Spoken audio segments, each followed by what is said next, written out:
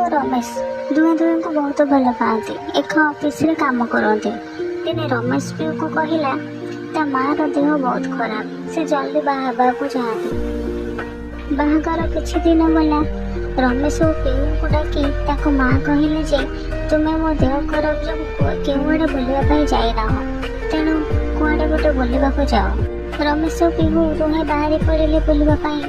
ସହରରୁ କିଛି ଦୂରରେ ଏକ ଗାଁରେ ପହଞ୍ଚିଲେ। ସେଠାରେ କିଛି ଦିନ ରହିବା ପାଇଁ ସ୍ଥିର କଲେ। ସେଠାରେ କୌଣସି ଘର ନ ମିଳିବାରୁ ରମେଶ ଏକ ବଙ୍ଗଳାରେ ରହିବା ପାଇଁ ସ୍ଥିର କଲା। ସେଠାକାର ଲୋକମାନେ ମନା କଲେ, କହିଲେ ସେଠାରେ ଅତୃପ୍ତ ଆତ୍ମା ଅଛନ୍ତି, ସେଥିପାଇଁ ରୁହ ନାହିଁ ସେ ଘରେ। ହେଲେ ରମେଶ ସେ କଥାକୁ ବିଶ୍ୱାସ କଲା ନାହିଁ। ଗାଁ ବାଲାଙ୍କୁ ଅନୁରୋଧ କରି ସେଇ ଘରେ ରହିଲେ।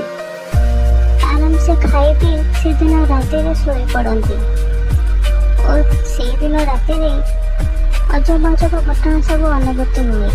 ପିହୁ ନିଦରୁ ହଠାତ୍ ଉଠିକି କାନ୍ଦିବାକୁ ଲାଗେ। ରମେଶ ରାଗିଯାଇ ପିହୁକୁ କହି ଗାଁ ଲୋକମାନଙ୍କ ଅନ୍ଧବିଶ୍ୱାସରେ ତମେ ବି ବିଶ୍ୱାସ କରୁଛ, ଭୂତ ପ୍ରେତ ଦୁନିଆରେ କିଛି ବି ନାହିଁ। ଠିକ୍ ଏତିକି ବେଳେ ଗୋଟେ ପିଶାଚି ଆସି ପଛପଟେ ଠିଆ ହୋଇଯାଏ। ପିହୁ ଓ ରମେଶ ଡରିକି ଦୌଡ଼ି ପଳାନ୍ତି, ଗାଁ ବାଲାଙ୍କୁ ଡାକନ୍ତି। ହେଲେ ଅତୃପ୍ତ ଆତ୍ମା କହୁଥାଏ, ଚାଲିଯାଅ ଏଠୁ, କାହିଁକି ଆସିଛ, ଯାଅ। ତମେ ସାହସ କେମିତି ହେଲା ଏଠାକୁ ଆସିବା ପାଇଁ? ମାରିଦେବି, ତମକୁ ମାରିଦେବି, ଯାଅ ଏଠୁ। ଏମିତି ଭାବରେ ଅତୃପ୍ତ ଆତ୍ମାଟି ଯାଇକି ପିୟୁ ଦେହରେ ଲାଗିଯାଏ। ରମେଶ ବହୁତ ଚିନ୍ତା କରେ ଓ ଗାଁ ବାଲାକୁ ଡାକି ଗୁଣିଆକୁ ଡାକେ।